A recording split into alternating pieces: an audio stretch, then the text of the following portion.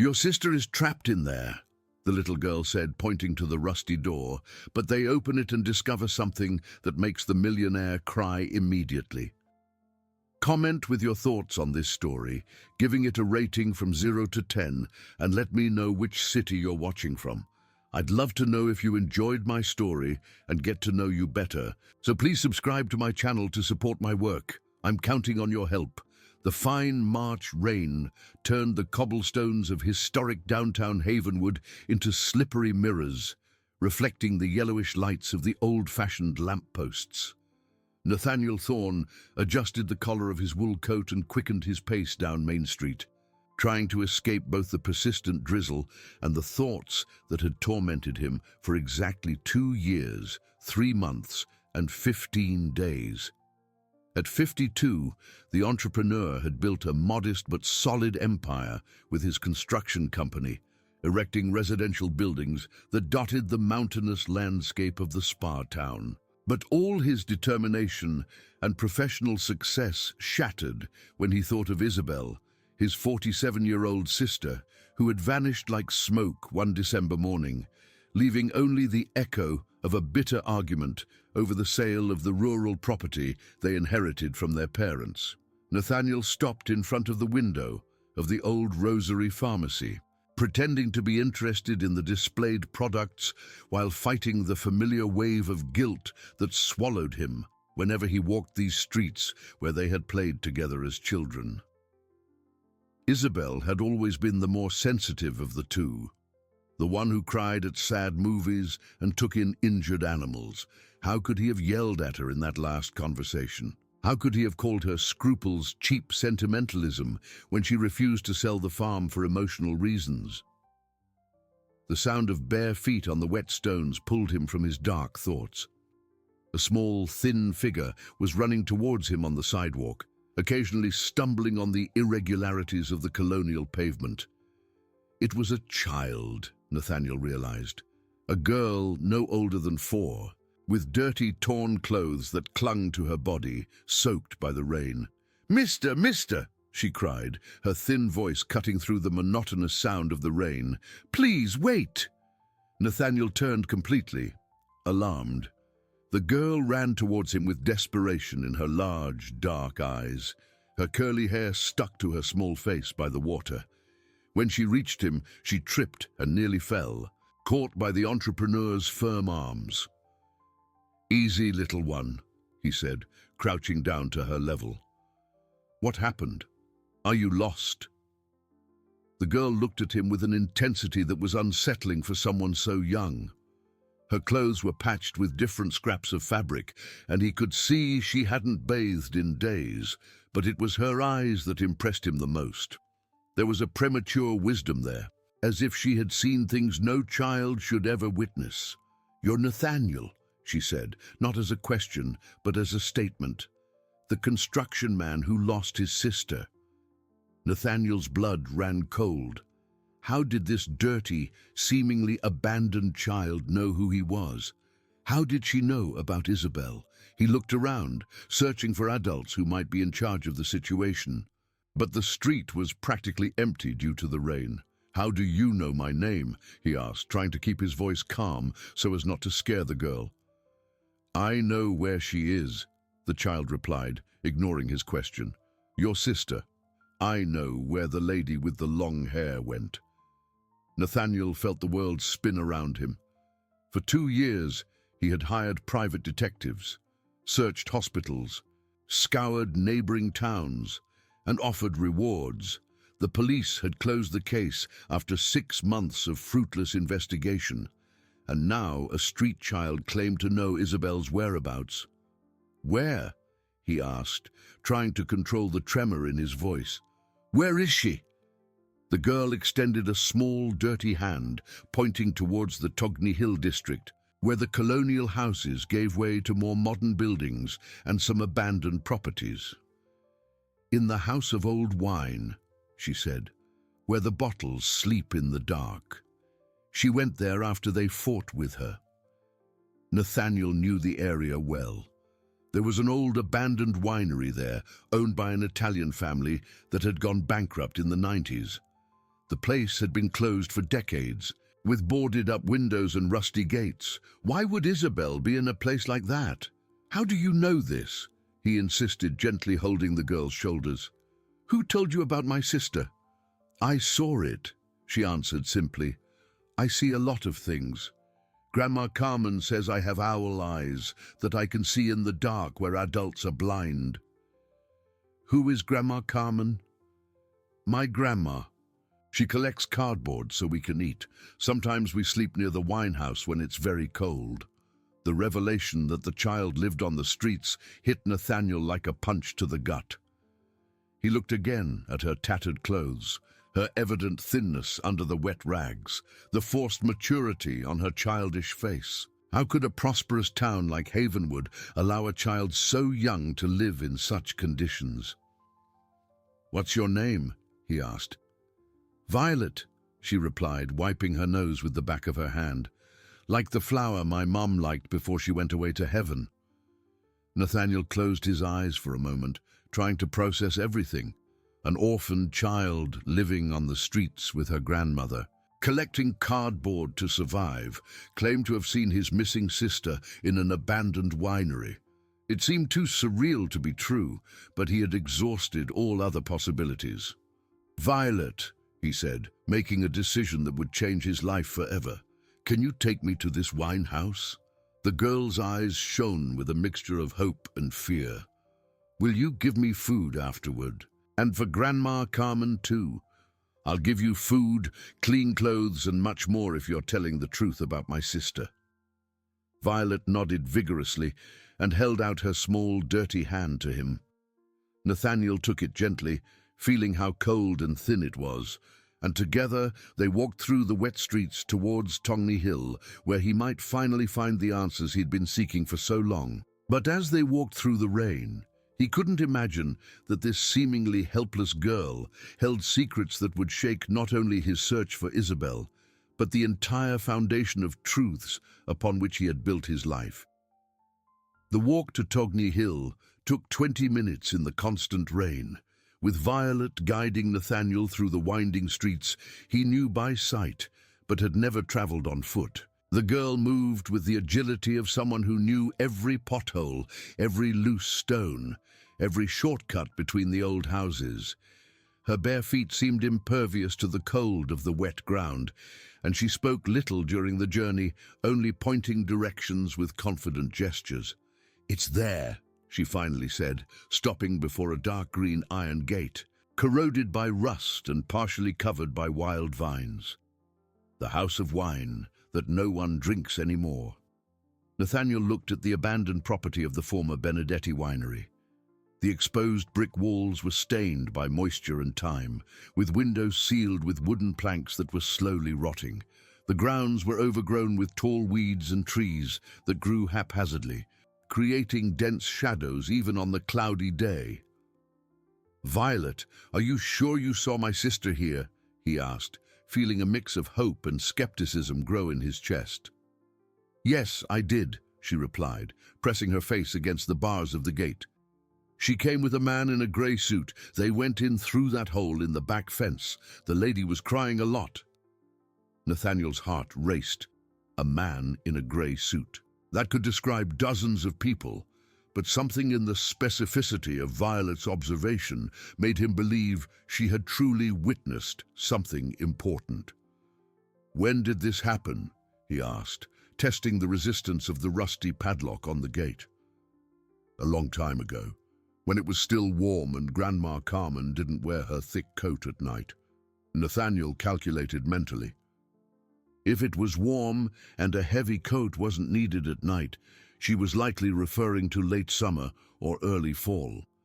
This would coincide with the time of Isabel's disappearance in late December, when it was still warm in the region before the summer rains truly began. The padlock gave way with a metallic snap after a few strong pulls. Nathaniel pushed the gate, which groaned on its oxidized hinges, opening just enough for them to pass through.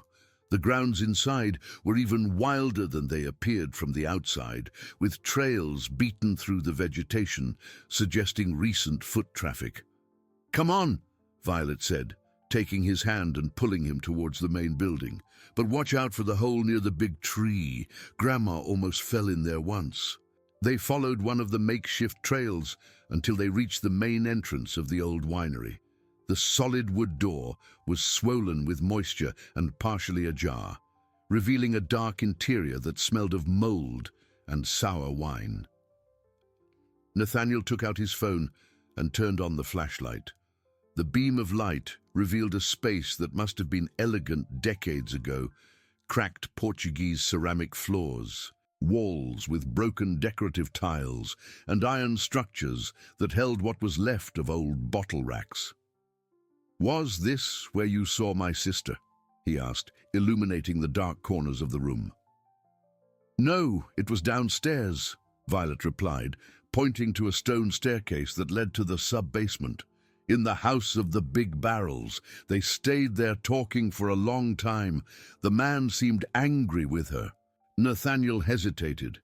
Descending into a dark cellar with a child he had just met didn't seem like the wisest decision, but the possibility of finding clues about Isabel spoke louder than prudence. He had come too far to turn back now. "Stay behind me," he instructed, beginning the cautious descent down the slippery stone steps. The sub-basement was larger than he expected, with a vaulted ceiling and a series of large oak barrels arranged in neat rows. Many were cracked or toppled, and the floor was covered in a mixture of dried wine, dead leaves, and various debris. The smell was nauseating, a combination of rancid alcohol, rotten wood, and something else he couldn't identify. "There," Violet whispered, pointing to a corner where several barrels had been pushed together, creating a small, enclosed space. "That's where they hid." Nathaniel aimed the phone's light at the indicated spot. Among the barrels he could see shards of glass, pieces of wet paper, and something that made his blood run cold: a woman's wristwatch with a brown leather strap. He bent down and picked up the watch with trembling hands. It was a classic, discreet model, exactly the type Isabel used to wear. He turned it over and read the inscription engraved on the back: "For Belle, with love, Dad and Mom, graduation 1998.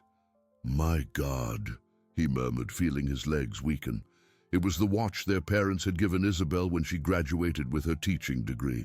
She never went anywhere without it. "Is it your sister's?" Violet asked, approaching him with curiosity. "Yes, it is," Nathaniel replied, carefully putting the watch in his pocket. "Violet, are you absolutely sure you saw my sister here with a man?" "Yes. He had grey hair on the sides and small glasses, and he was carrying a brown leather briefcase." The description made something click in Nathaniel's mind. Grey hair on the sides, small glasses, a brown leather briefcase. It sounded familiar, very familiar, but he needed to be sure before drawing any conclusions. "Violet, where were you and your grandmother when you saw this? How did you manage to see without being noticed?" "We were sleeping over there in the back corner, near the fence.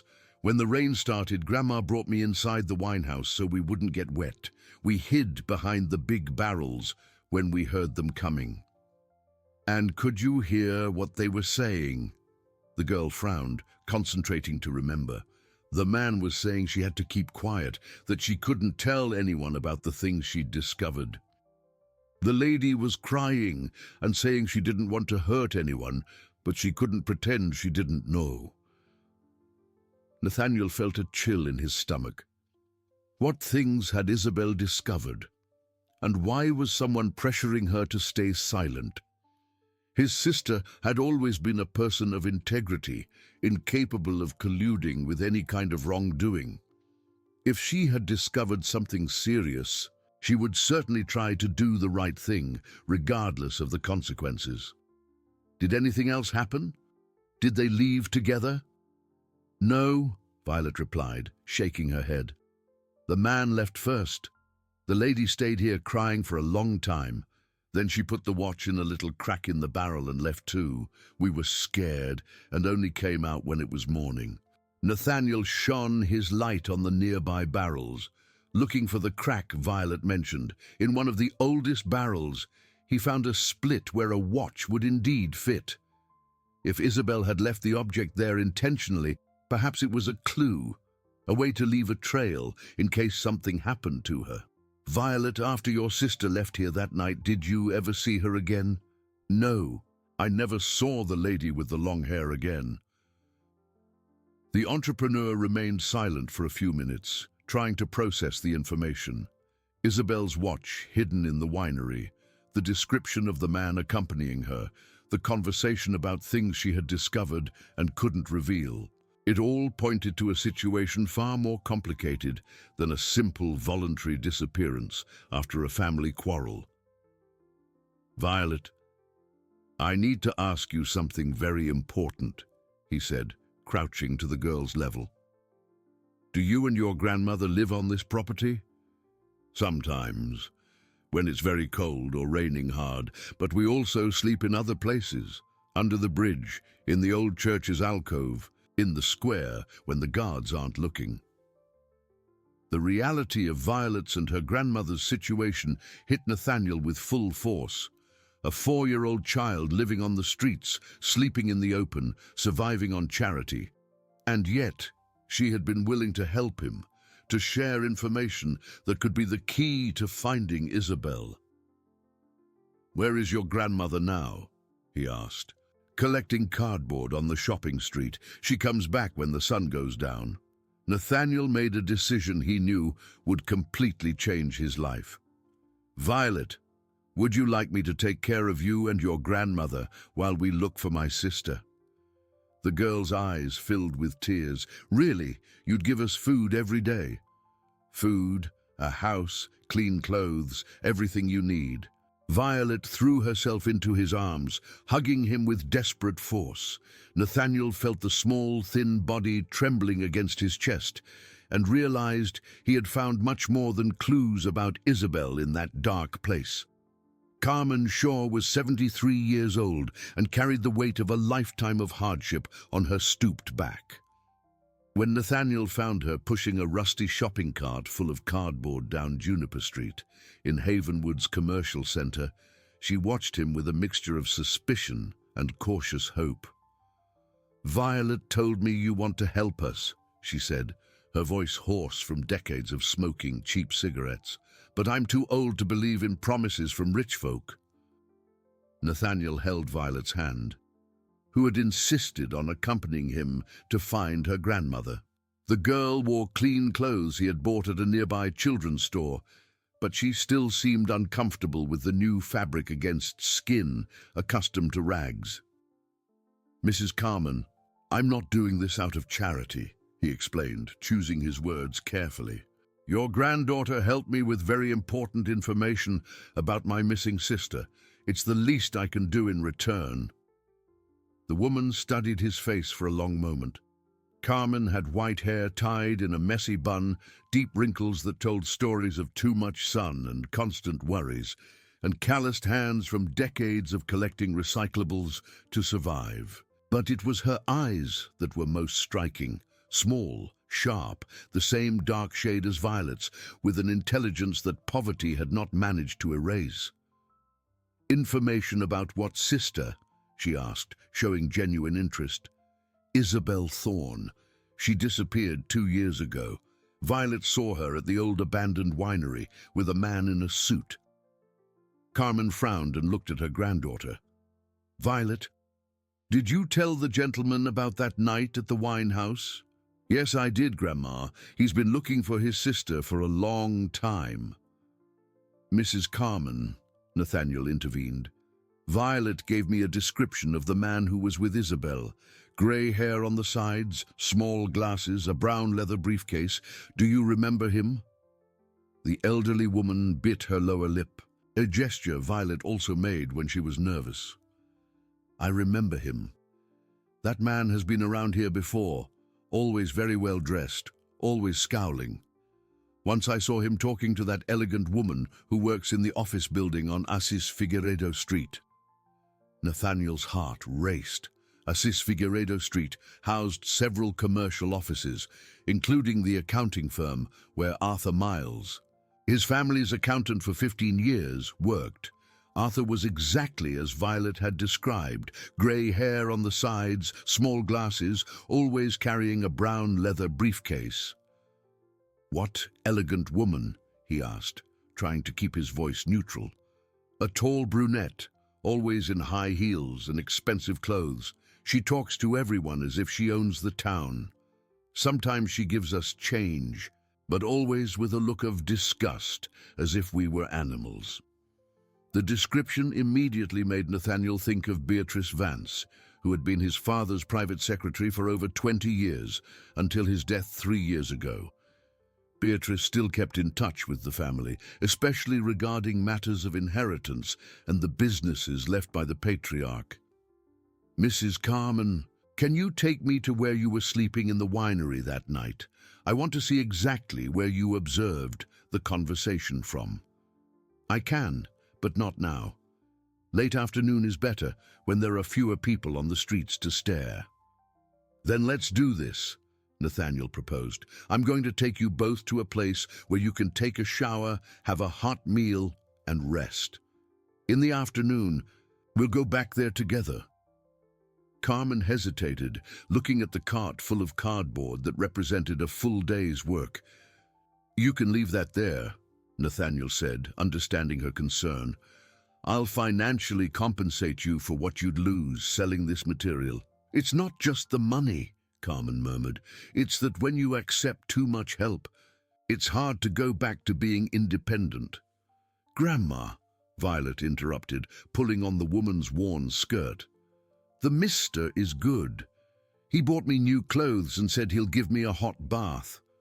Carmen looked at her granddaughter and then at Nathaniel. The promise of a hot bath for Violet weighed more than her personal reservations. "All right," she finally agreed, "but just for today." Nathaniel took them to a discreet hotel in the city center, where he booked 2 connecting rooms. While Carmen and Violet took turns in the bathroom, he stood on the balcony, thinking about the connections that were beginning to form in his mind. If Arthur and Beatrice were involved in Isabel's disappearance, something much more serious was happening than a simple family fight. An hour later, when the two emerged from the bath completely transformed, Nathaniel barely recognized them. Carmen had silky white hair that, clean and combed, revealed she had once been a beautiful woman. Violet looked like a doll, her shiny curls framing a little face that now showed all its childish sweetness. "Now you look like 2 princesses," he joked, making Violet laugh for the first time since they met.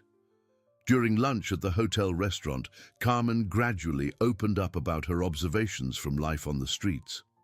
She was an intelligent woman who, despite little formal education, possessed a keen understanding of human nature developed through years of observing the town's people. "You know, Mr. Nathaniel," she said while carefully cutting a piece of chicken for Violet, "we who live on the streets learn to notice things others don't see. And I can assure you that suit man and the elegant woman meet regularly." "How do you know that?" "Because I see it. Every Thursday morning, he arrives at his office in a black car. She always shows up later, on foot, coming from the direction of the bank. They talk at the door, always with serious faces, always looking around as if they're afraid of someone." Nathaniel absorbed every word. Thursdays were the days Arthur normally handled the Thorne family's affairs, including the administration of the assets left by their parents.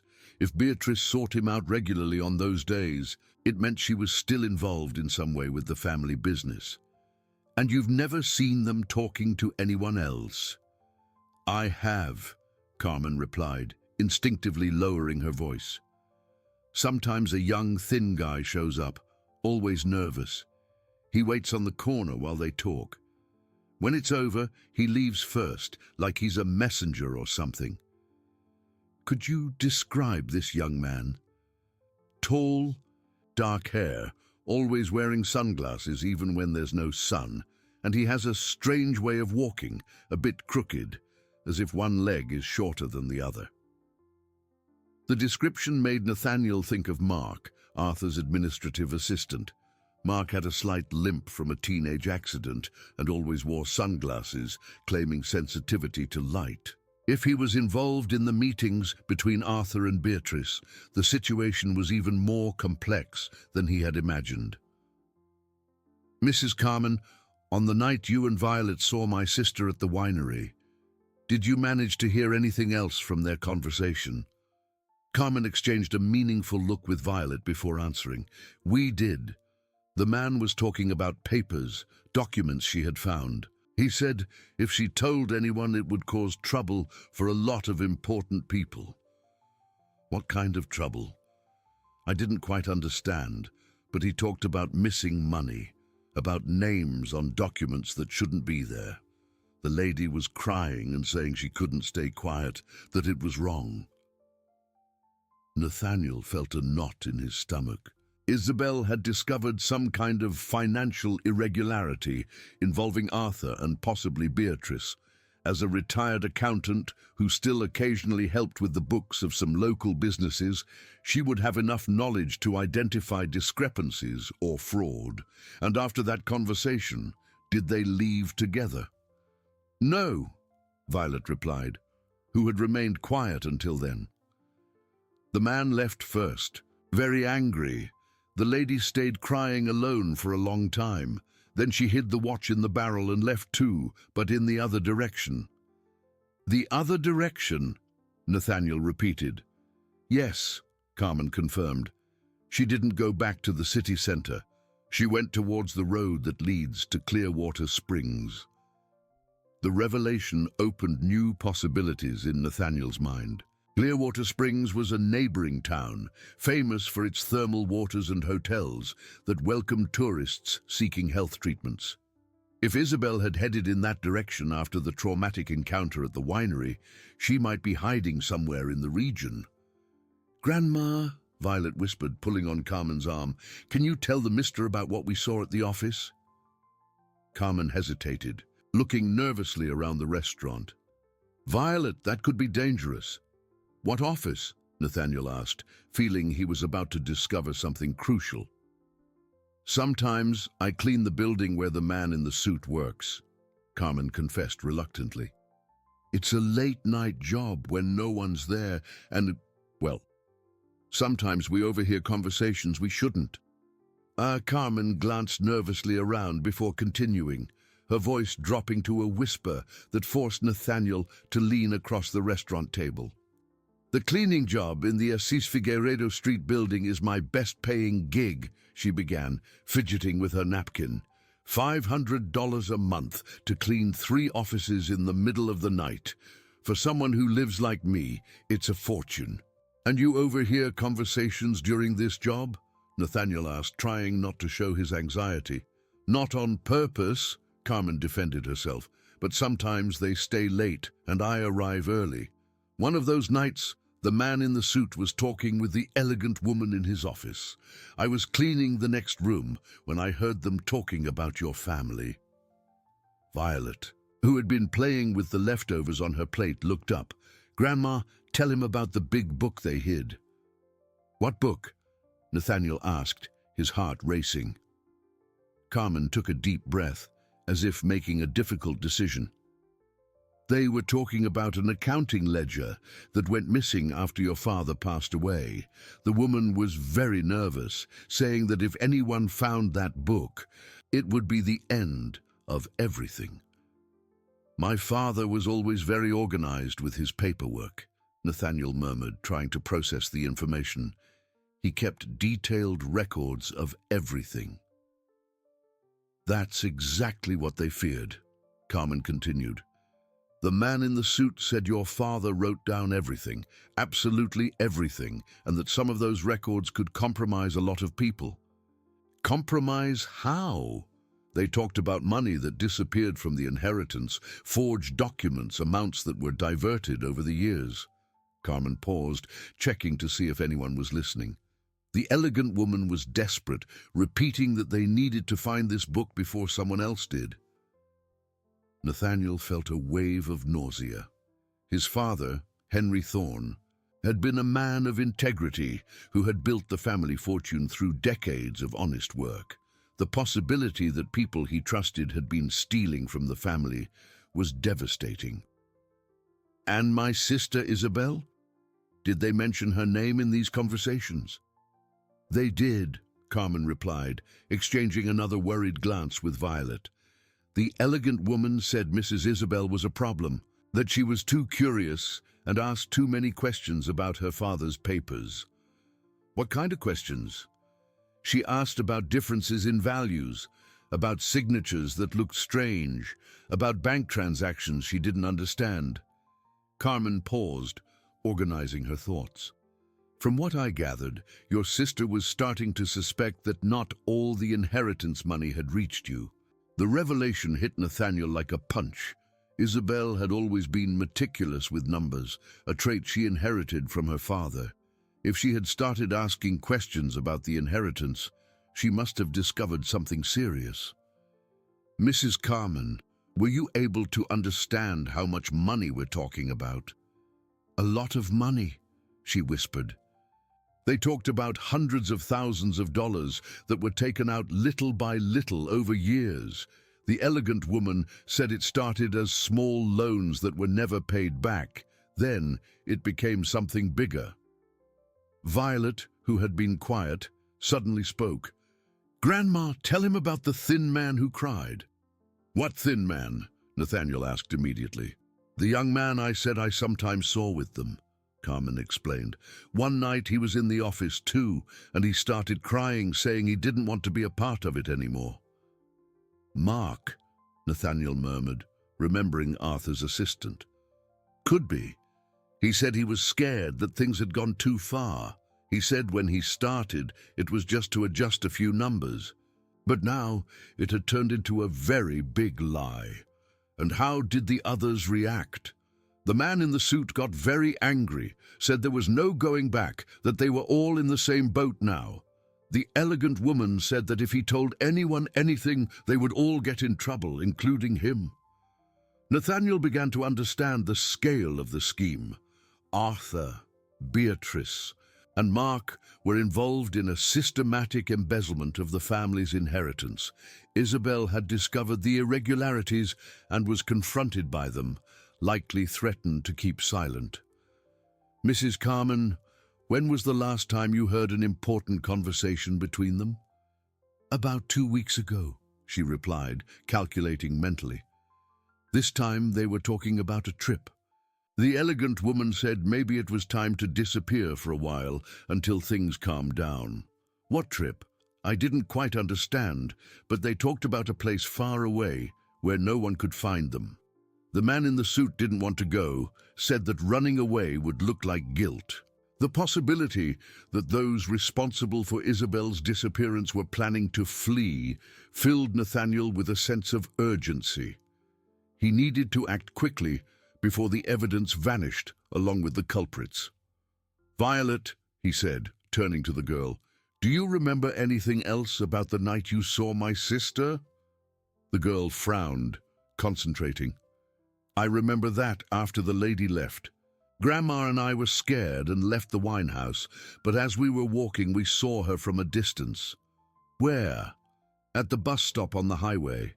She was sitting alone crying. She had a small suitcase next to her." Carmen added, "I wanted to go talk to her, see if she needed help, but Violet was too scared and we ended up leaving." "And did you see if she got on the bus?" "We did. It was the midnight bus to Clearwater Springs. She got on and left." Nathaniel felt a mixture of relief and anxiety.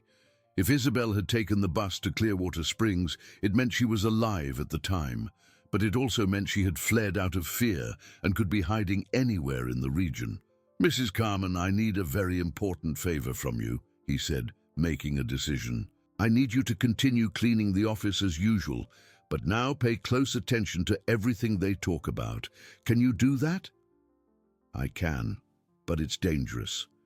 If they find out I'm listening—" "I'll ensure your safety," Nathaniel promised.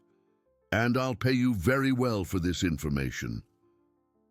"It's not about the money," Carmen said with dignity. "It's that I care about Violet.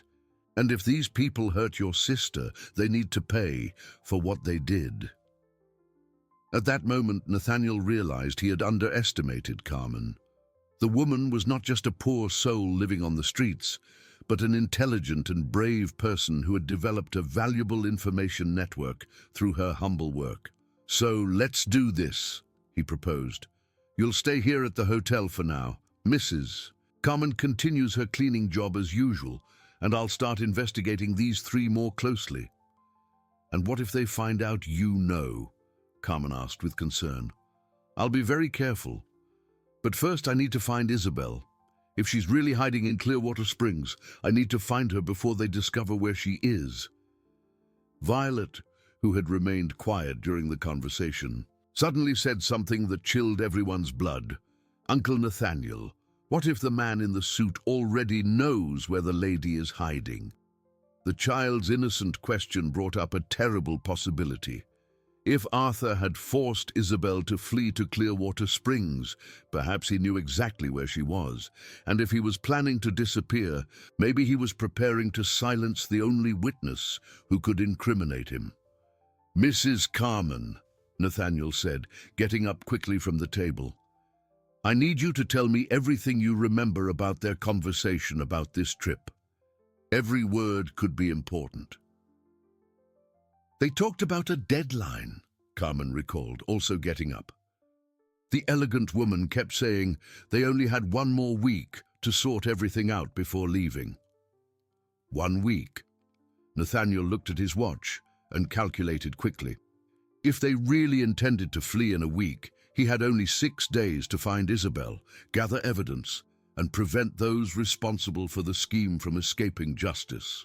The race against time had begun, and he didn't even know exactly where to look for his sister in the vast region of Clearwater Springs.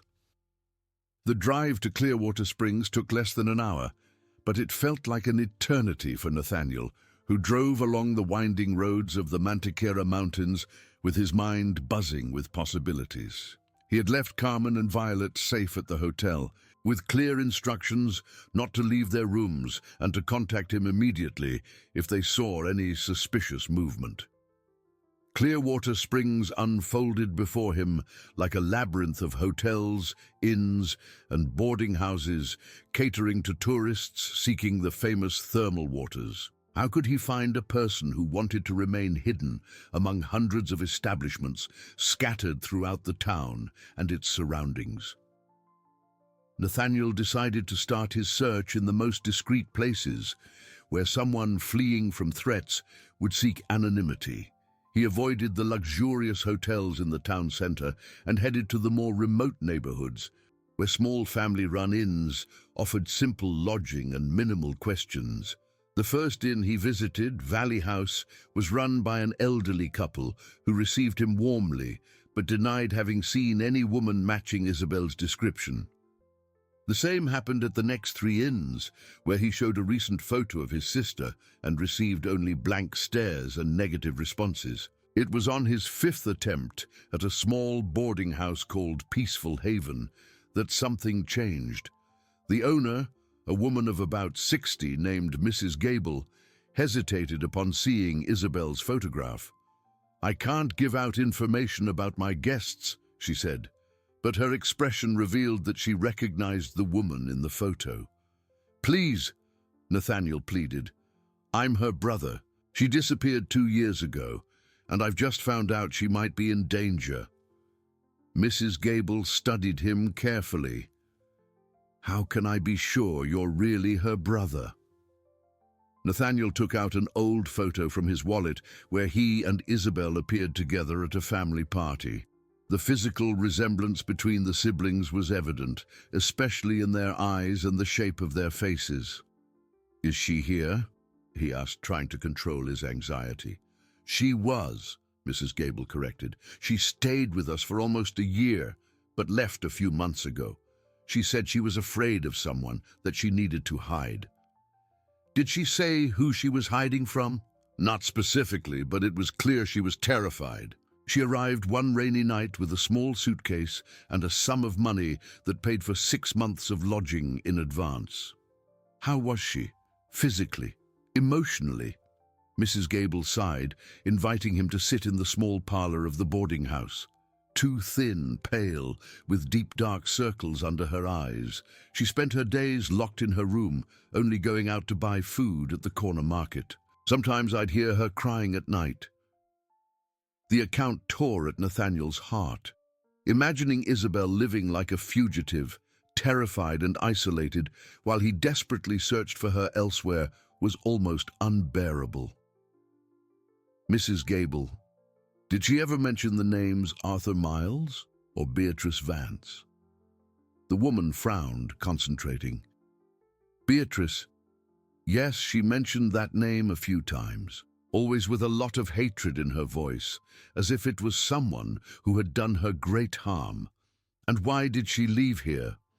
She started to get paranoid, thinking someone was asking about her in town. One day she told me she needed to move again, that she couldn't stay in one place for too long. Did she give any indication of where she was going? Mrs. Gable hesitated again, clearly torn between loyalty to her former guest and the desire to help the desperate brother. She asked about small towns in the area, places where a person could go unnoticed. What towns? Pine Ridge, Lambourne, Crestmont, small places with few inns, where it would be easy to hide, but also easy to be found if someone looked hard enough. Nathaniel mentally noted the names of the towns. They were all in the same region, less than 2 hours apart from each other. If Isabel was following a pattern of moving regularly, she could be in any one of them. Mrs. Gable, how long ago did she leave here? About 3 months. It was right after a man showed up asking about her. Nathaniel's blood ran cold. What man? A well-dressed gentleman, in a dark suit, with grey hair on the sides. He said he was a relative of hers and was worried, but something about him didn't seem right. Arthur. He had found Isabel's trail in Clearwater Springs and was systematically hunting her. The realization that his sister was being actively pursued filled Nathaniel with both panic and determination. Did you tell him Isabel had been here? Of course not, Mrs. Gable replied with indignation. I had already noticed she was running from someone. I told him I had never seen the woman in the photo. And did he believe you? It seemed so. He left somewhat displeased but didn't insist much. Nathaniel felt temporary relief, but knew that Arthur had likely visited other inns in the area. If he was persistent enough, he would eventually find clues to Isabel's current whereabouts. Mrs. Gable, do you remember any other details about Isabel's emotional state when she was here? She talked to herself a lot, as if she were rehearsing conversations or trying to decide what to do. Once I heard her muttering about documents, papers she needed to find to prove something. What kind of documents? I don't know for sure, but she kept saying her father always kept copies of everything, that there must be something hidden that would prove the truth. The information confirmed Nathaniel's suspicions about the accounting ledger mentioned by Carmen. If Isabel was looking for evidence left by her father, there might still be important documents hidden somewhere that she hadn't been able to access. Did she mention where this evidence might be? She talked about an old house, a place where her father used to keep important things, but she was never specific.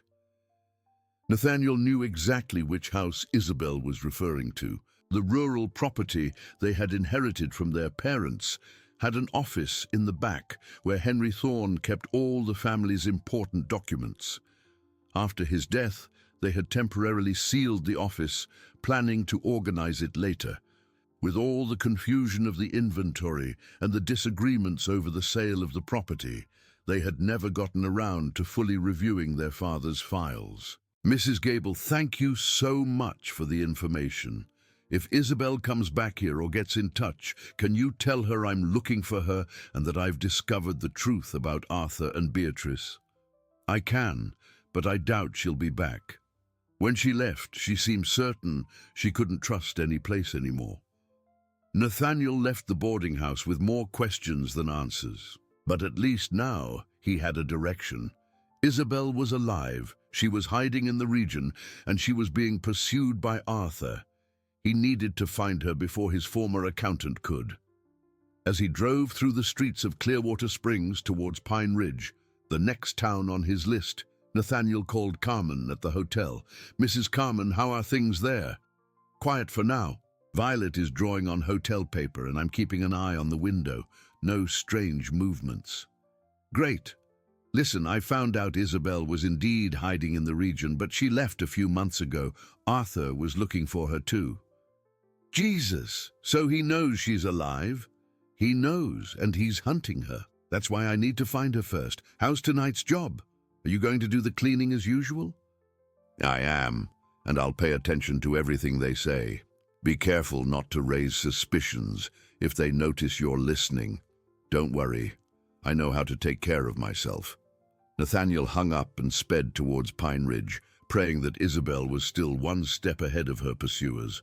But a question tormented him. If she was looking for evidence on the rural property, why hadn't she contacted him? What was stopping her from trusting her own brother? The answer came like a flash. Maybe she didn't know who she could trust.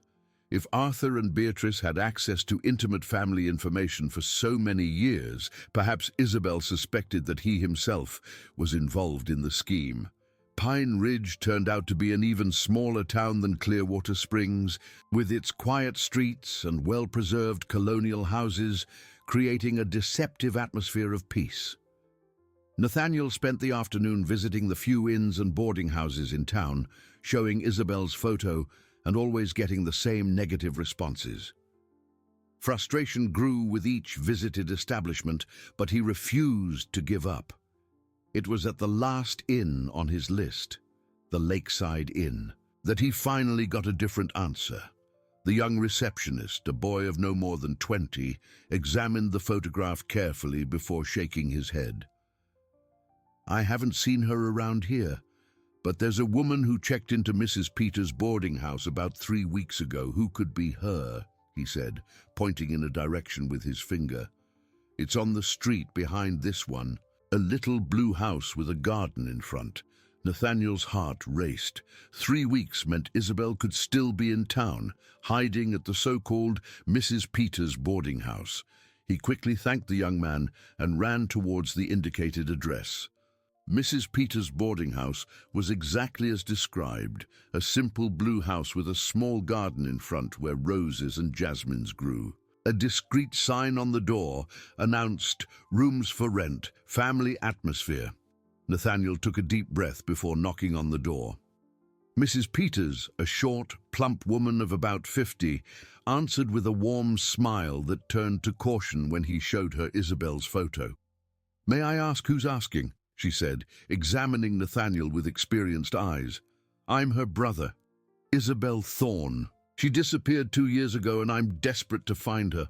"If she disappeared 2 years ago, how do you know she's here?" Nathaniel realized he needed to be more convincing. "I found out she's running from people who threatened her. I know she was in Clearwater Springs and might be hiding in the region. Please, if she's here, I just want to talk to her." Mrs. Peters hesitated for a long moment before sighing. "She's here, yes, but she's terrified, doesn't want to talk to anyone from the family." "Why?" "She says she doesn't know who she can trust, that the people who threatened her know all the details of her life, including her family." The suspicion that had been growing in Nathaniel's mind was confirmed. Isabel really did mistrust him, thinking he might be involved in Arthur and Beatrice's scheme. "Mrs. Peters, can I at least try to talk to her? I need to explain that I've found out the truth about what happened." "She doesn't want to see anyone from the family. I've tried to convince her several times to get in touch with you all, but she flatly refuses." "What if I bring proof that I'm on her side? Evidence that I've discovered who the real culprits are?" Mrs. Peters seemed interested. "What kind of evidence?" Nathaniel thought quickly.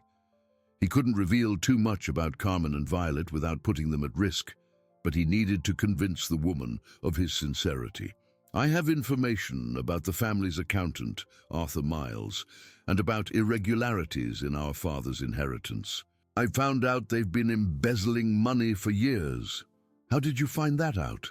Through a source who works in the building where his office is, someone who witnessed compromising conversations.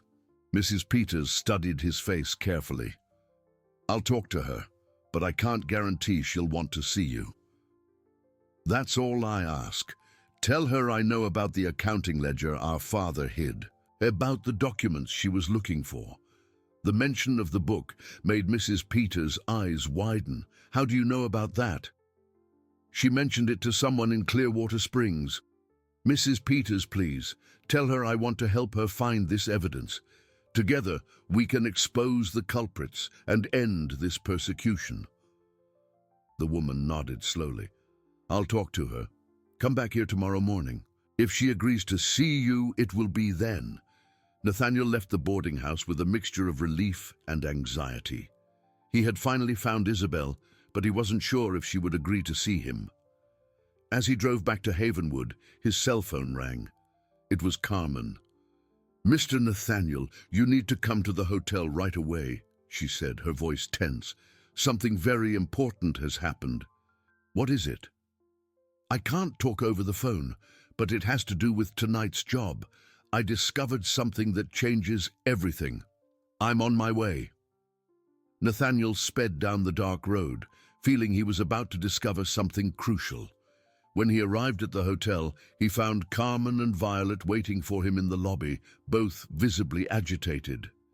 Mrs. Carmen, what happened? Let's go to the room, it's safer, she said, looking around nervously.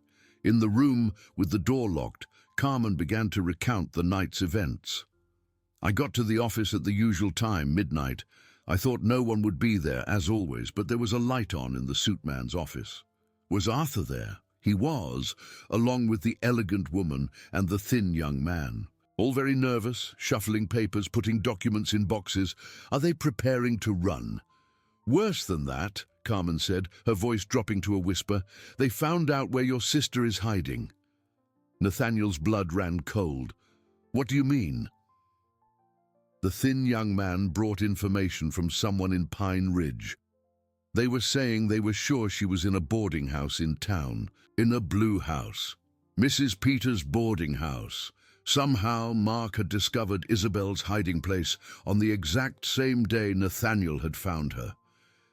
Did they talk about what they planned to do? They did, Carmen replied, her hands trembling slightly. The elegant woman said they couldn't just let Mrs. Isabel run loose anymore, that she knew too much and was too dangerous. What did Arthur say? He said he was going to solve the problem once and for all, that tomorrow morning he would go to Pine Ridge to talk to her. Nathaniel immediately understood the implied threat. Arthur wasn't just going to talk to Isabel, he was going to permanently silence her in some way. Mrs. Carmen, did they mention a time?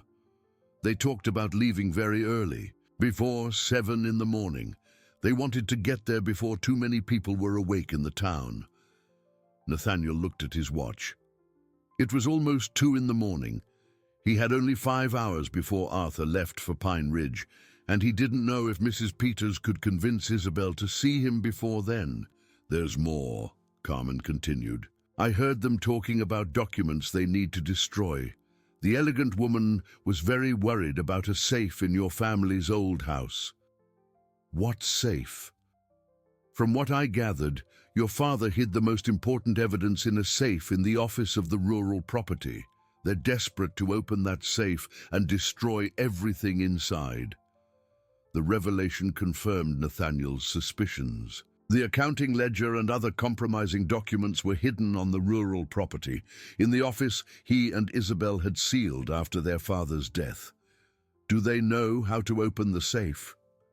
They don't know the combination, but the elegant woman said she knew someone who could open any safe without damaging the contents.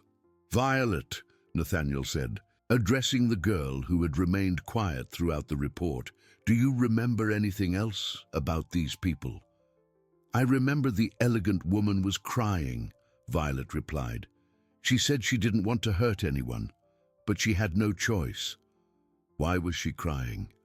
"Because the man in the suit said if they didn't solve it soon, they would all go to jail. He was very angry with her."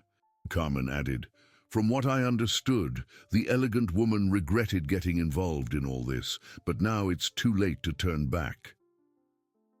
Nathaniel realized he was in a race against time on multiple fronts.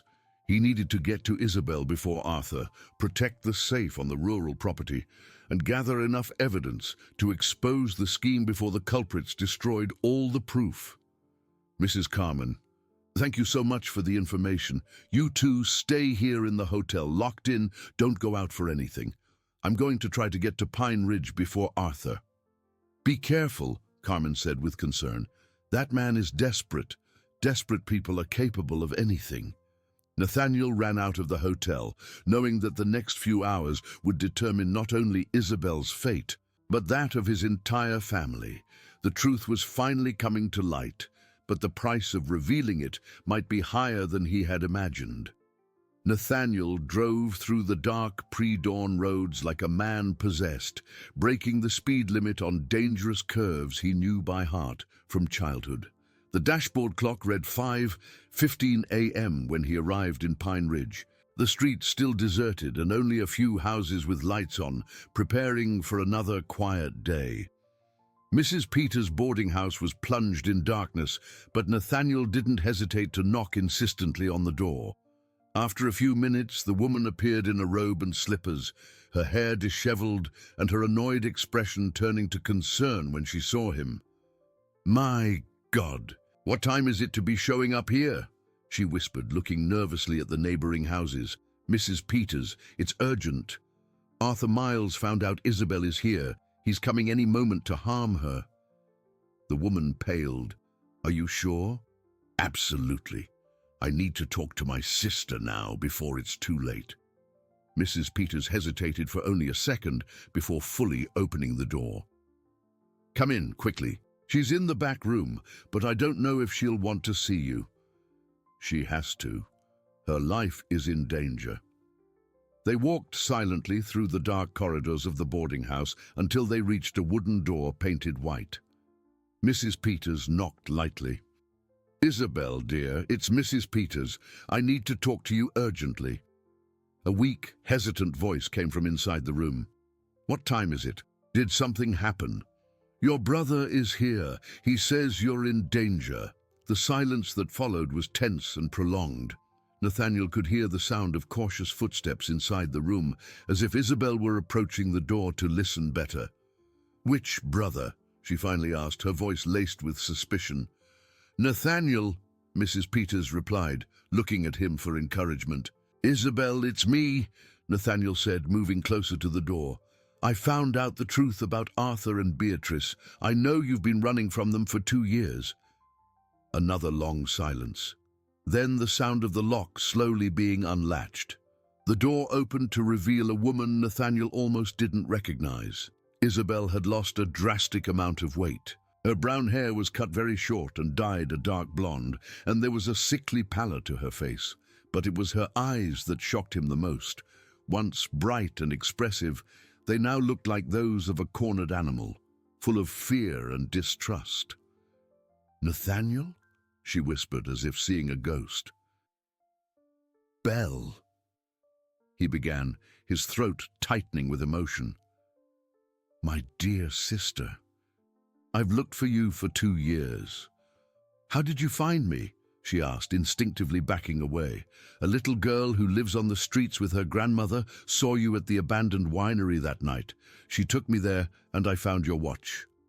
Isabel glanced at her own wrist, where there was no watch, and nodded slowly. "Violet," she murmured. "The little girl who sometimes slept there with her grandmother. You remember her?" "Of course I remember. A beautiful child, but very scared, as any decent person would be in those conditions." Isabel paused, studying her brother's face. "Why should I trust you? How do I know you're not working with them? Because if I were working with Arthur, I wouldn't be here warning you that he's on his way. Nathaniel replied urgently. Belle, he found out where you are. He'll be here before 7 this morning. The terror that swept over Isabel's face was instantaneous. No, it can't be. I was so careful. Mark got the information from someone in town. Belle, we need to get out of here now. To where?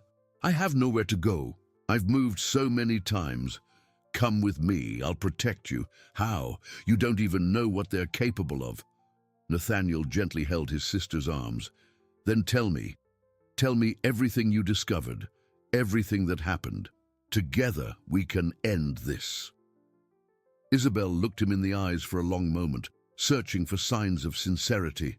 Finally, she sighed and began to speak. I found out that Arthur and Beatrice have been stealing from our family for over 10 years, she said, her voice gaining strength.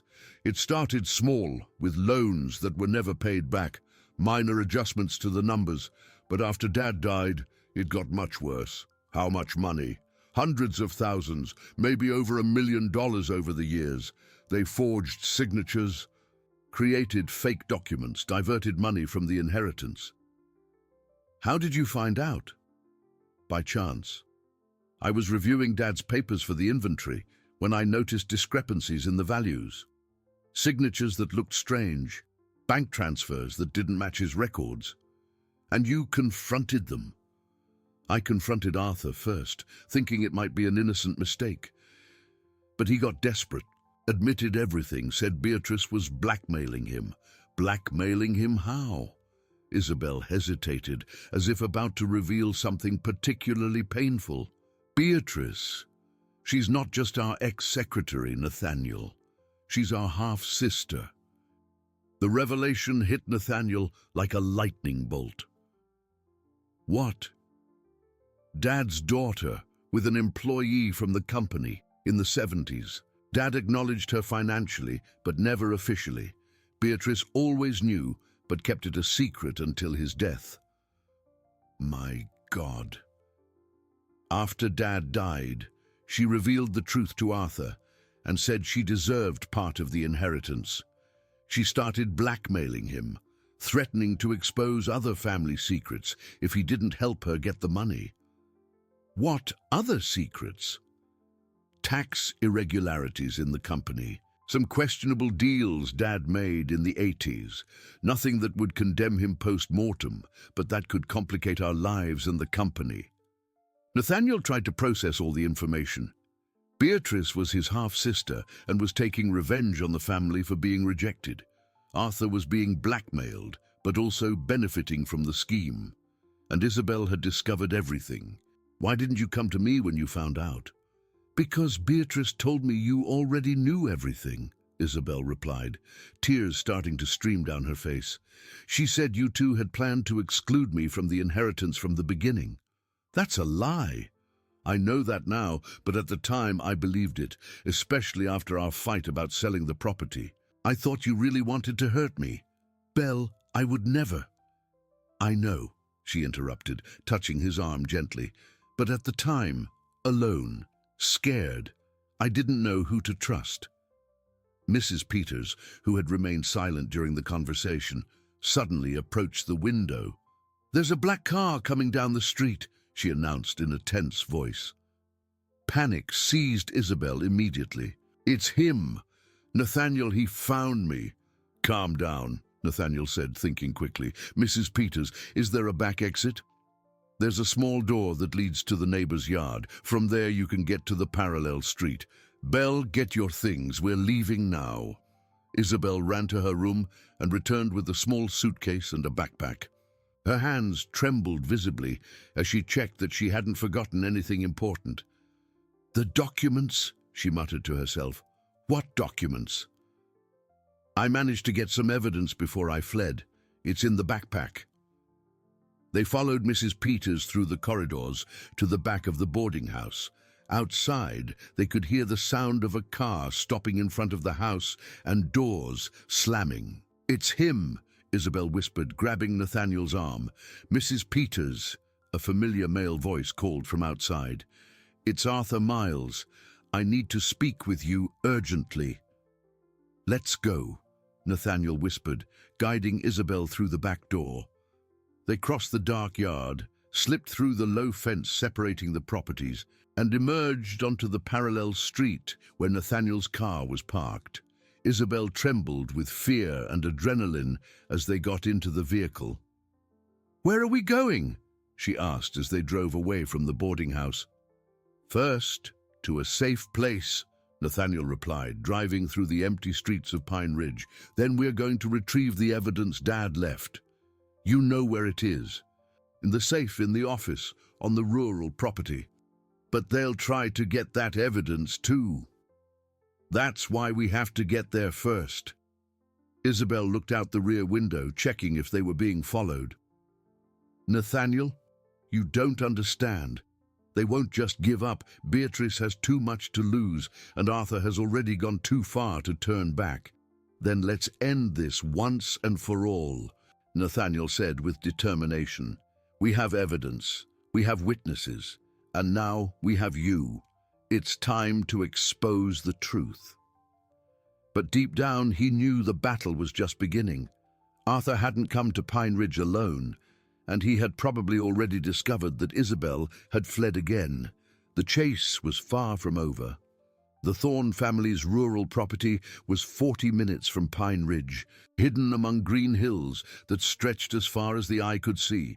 Nathaniel had grown up playing on those lands, climbing the same trees that now seemed like silent sentinels watching his return with his lost sister. During the drive, Isabel remained silent most of the time, occasionally glancing in the rearview mirror to check if they were being followed. Her hands wouldn't stop shaking, and she clutched her backpack to her chest as if it were a shield. "How long has it been since you've been here?" Nathaniel asked, trying to break the tension as he drove down the dirt road leading to the main house. 2.5 years, Isabel answered in a hoarse voice. "Since Dad's funeral, I couldn't come back knowing what Beatrice and Arthur were doing with his legacy." The 2-story colonial house appeared between the trees like an apparition from the past, its white walls stained by time and partially covered by overgrown vines. The windows were boarded up, and the garden his mother had tended with such care had turned into a wild thicket. "It looks like it's been abandoned for decades," Isabel murmured, observing the property's state of decay. "After our fight about the sale, I couldn't bring myself to come back here," Nathaniel admitted, stopping the car on the porch. "It hurt too much to think about you and what had happened between us." They got out of the car and headed to the back of the house, where the office Henry Thorne had built to manage the family's business was located. It was a separate annex with its own entrance, where the patriarch spent hours organizing documents and planning the future of the family companies. "Is the key still in the same place?" Isabel asked when they reached the solid wooden door. "It should be," Nathaniel replied, feeling along the top of the doorframe until he found a small golden key hidden in a crack in the wood. The inside of the office was exactly as they had left it after their father's death, covered in a thick layer of dust that made the morning sunbeams create golden columns in the still air. Bookshelves filled 3 of the 4 walls, packed with volumes on business law, accounting, and administration. An imposing rosewood desk dominated the center of the room, still with papers organized in neat piles as if Henry were to return at any moment. "There," Isabel said, pointing to a painting behind the desk depicting a rural landscape. "The safe is behind that painting." Nathaniel carefully removed the painting, revealing a steel safe embedded in the wall. It was larger than he expected, with a digital lock that blinked a red light, indicating it was sealed. "Do you know the combination?" he asked. "I have no idea. Dad never told us." Nathaniel tried a few obvious combinations: family birthdays, important anniversaries, numbers that might have had special meaning. Nothing worked. With each failed attempt, the digital display showed "access denied" in red letters. "Wait," Isabel said suddenly, approaching the desk. Dad always said the family was everything to him. Maybe the combination has to do with all of us. What do you mean? Try our parents' wedding date followed by our birth years. Nathaniel slowly typed 1506197 wedding, followed by 7174, his and Isabel's birth years. The safe emitted a double beep and the light turned green. With trembling hands, he turned the heavy handle and pulled the safe door open. The interior revealed an impressive collection of documents organized in labeled folders, some jewelry that belonged to their mother, and 2 black-covered accounting ledgers. "My God," Isabel whispered, picking up one of the books. "This is exactly what I was looking for." She opened the book and began flipping through the pages filled with Henry Thorne's meticulous handwriting. Each entry was dated and detailed, documenting not only the official transactions of the companies, but also personal observations about employees, business partners, and family matters. "Look at this," she said, pointing to an entry from 3 years ago. Dad wrote, "Beatrice has been asking strange questions about the reserve account. I need to investigate if she has access to confidential documents." Nathaniel read over his sister's shoulder. "And down here, Arthur seems nervous whenever I mention an audit. I'm going to request an independent review of the books." "He knew," Isabel murmured. Dad already suspected something before he passed. "Nem." They continued to examine the book, discovering entry after entry that documented Henry's growing suspicions about irregularities in his companies. There were references to unauthorized loans, questionable signatures, and suspicious bank transfers. "Isabel, look at this," Nathaniel said, pointing to one of the last entries in the book. It's from just 2 weeks before his death. The entry read, "Confirmed. Beatrice is my daughter with Carla Santos. She found out the truth and is blackmailing me through Arthur. I need to decide how to handle this situation before it destroys the family. If anything happens to me, this book contains all the necessary evidence to protect Nathaniel and Isabel." "He knew about the blackmail," Isabel said, tears streaming down her face. "And yet he tried to protect us until the end." Nathaniel picked up the second book and found it was even more detailed, containing copies of documents, bank statements, and even photographs of papers that seemed to have been taken secretly. It was a complete dossier on Beatrice and Arthur's fraudulent activities. "This is enough to prosecute them," he said, examining the evidence. "We have complete documentation of all the diversions." "It's not just about the money," Isabel replied, flipping through a folder labeled Personal Matters. "Look at this." She pulled out a handwritten letter addressed to both of them. Henry Thorne's familiar handwriting made both their hearts ache. "My dearest children," Nathaniel read aloud, "if you are reading this letter, it means you have discovered the truth about Beatrice and the irregularities in the companies. She asked for your forgiveness for not being honest with you about the existence of your half-sister. It was a mistake of my youth that I tried to correct financially, but I never had the courage to reveal it to you." The letter went on to explain how Beatrice had discovered her paternity after the death of her biological mother, Carla Santos, and how she had begun to blackmail the family through Arthur, whom she had seduced and manipulated. "Arthur is not a bad man," the letter continued, "but he is weak and got carried away by the promise of easy money and the fear of exposure.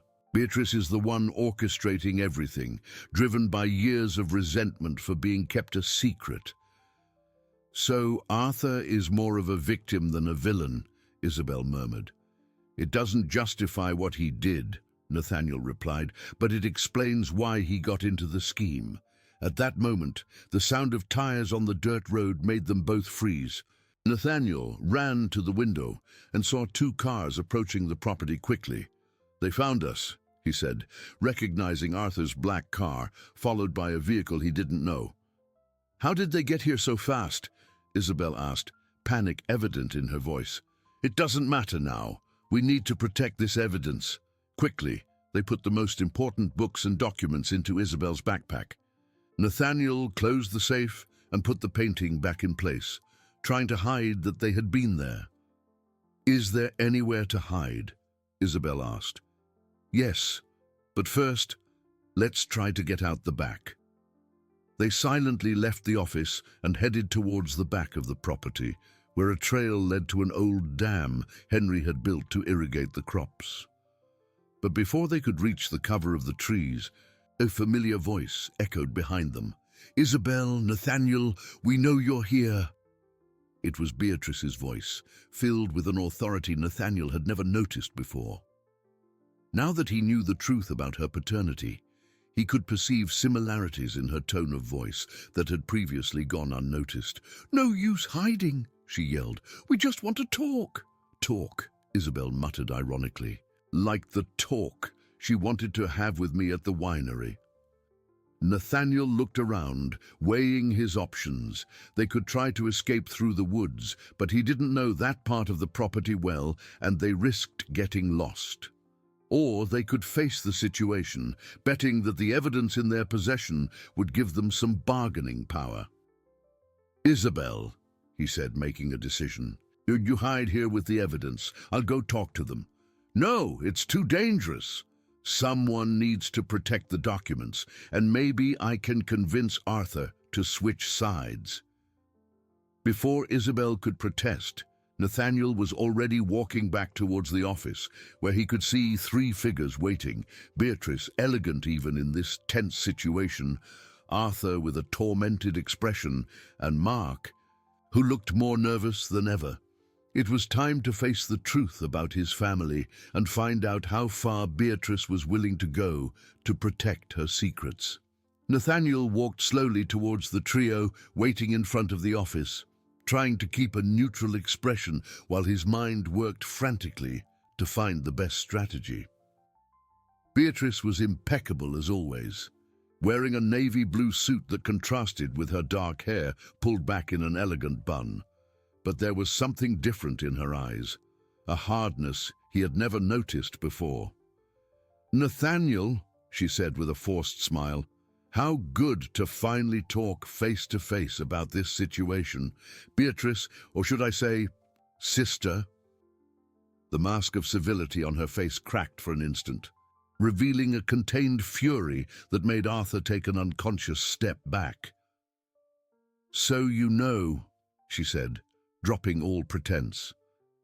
"I imagine your little fugitive sister told you a very dramatic version of the story. I know you're my father's daughter. I know about the blackmail against Arthur, and I know about the millions you siphoned from the family inheritance." Arthur opened his mouth to speak, but Beatrice silenced him with a sharp look. Mark remained a few feet behind, clearly uncomfortable with the whole situation. "Millions is an exaggeration," Beatrice said with disdain. "Consider it compensation for the years I was forced to live in the shadows while you two were spoiled like crown princes. You had the right to seek paternal recognition, but not to steal," Nathaniel replied, keeping his voice firm. "Dad supported you financially all these years. You had an education, a house, a car." "Crumbs!" Beatrice exploded, her composure finally vanishing. "Crumbs from a table where I should have had a guaranteed seat. You think $500 a month compensated for being treated like dirt that should be swept under the rug?" "Our mother didn't know about you," Nathaniel said, trying to appeal to some remnant of humanity. "Dad was trying to protect his marriage without completely abandoning you." "Your saintly little mother knew," Beatrice retorted with venom in her voice. "She knew and made a point of humiliating me whenever she saw me. Looks of disgust, comments about certain people who didn't know their place. You grew up in a glass bubble, protected from any uncomfortable truth." Arthur finally found the courage to speak. "Nathaniel, I didn't want things to get to this point. When it started, it was just to help Beatrice with some financial difficulties." "Shut up, Arthur," Beatrice hissed. "You made your choices. No, Beatrice, enough, Arthur said, his voice gaining strength for the first time. You manipulated me, blackmailed me, forced me to betray people who trusted me, and you loved every penny you made from it, she replied coldly. Mark took a step forward, his hands visibly shaking. I don't want to be a part of this anymore. I want to tell the truth. Mark, if you open your mouth, I will destroy you, Beatrice threatened. I have documents that prove you were the one who forged most of the signatures. You forced me. You told me it was just once, to help with an emergency. Nathaniel watched the argument intensify, realizing the group was falling apart from within. It was the moment to press even harder. Beatrice, where is Isabel? What have you done to her? Your paranoid sister has been hiding like a rat ever since she discovered some inconsistencies in the books. I tried to talk to her civilly, but she preferred to run away like a scared child. Talk civilly at the abandoned winery, threatening her with consequences if she told the truth? Beatrice laughed bitterly. I was trying to protect her. If she had kept quiet, none of this would have gotten out of control. But no, she had to play detective, ask questions, dig through documents that were none of her business. Because they are our family's documents. She had every right to investigate irregularities in the inheritance. Inheritance? Beatrice repeated with sarcasm. What inheritance? Do you think Henry Thorne was a saint? He evaded taxes for decades, made shady deals, corrupted public officials. I have proof of all of it. The revelation hit Nathaniel like a punch to the stomach. That's a lie. Is it? Then why do you think he never wanted you to get directly involved with the financial aspects of the businesses?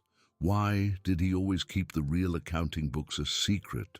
Just because he wanted to protect us from people like you. He wanted to protect you from the truth. Your precious daddy built the family empire with methods that would make you die of shame. Arthur interrupted the argument, his voice choked with emotion.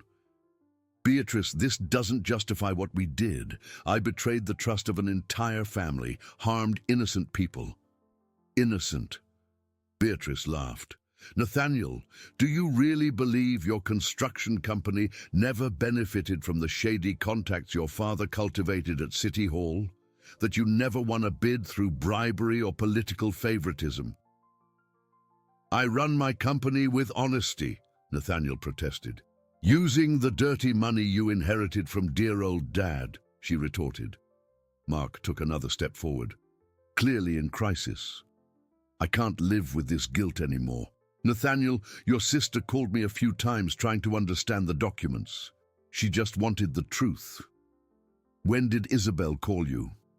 About 6 weeks ago. She said she had found some evidence and wanted me to confirm if the signatures were real. Beatrice turned furiously to Mark. And you didn't tell me this.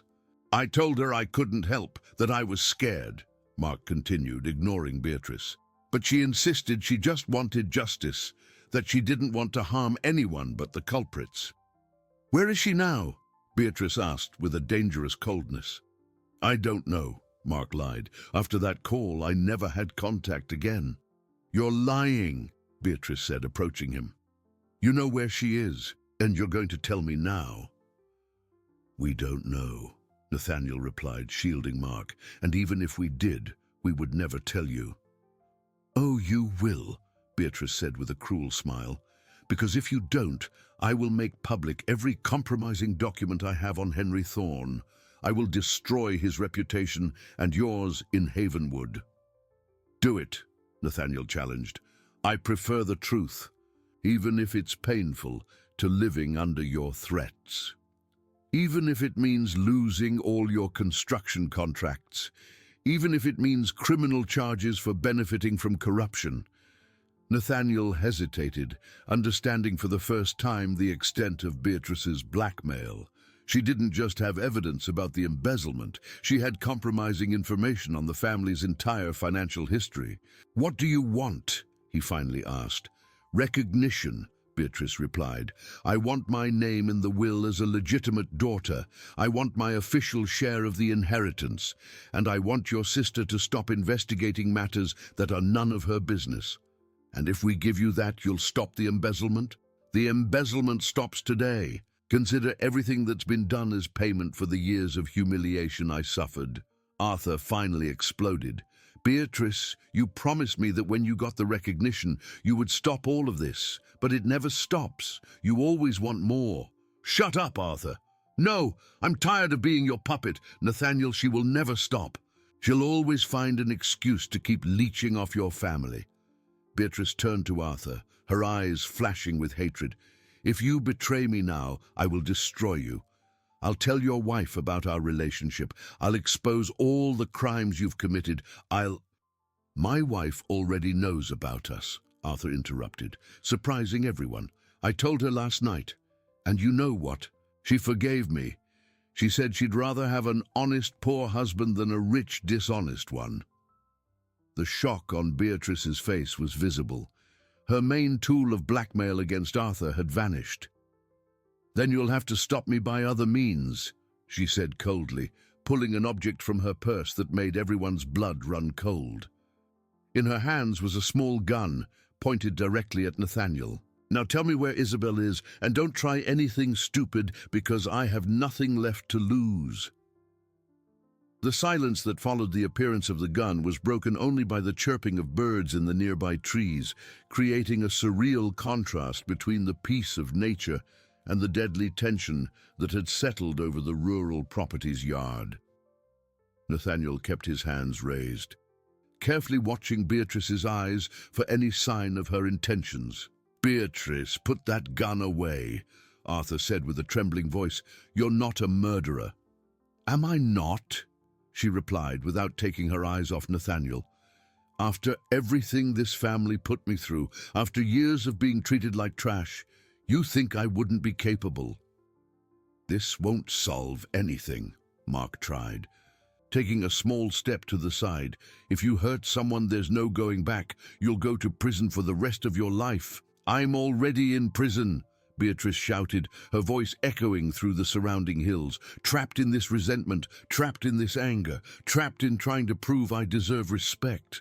At least this way, I'll have the satisfaction of seeing them suffer as I have suffered." Nathaniel realized she was on the verge of a nervous breakdown. Decades of accumulated resentment had reached a boiling point, and any false move could be fatal. "Beatrice, look at me," he said in a calm voice. "You're right. Our family treated you badly.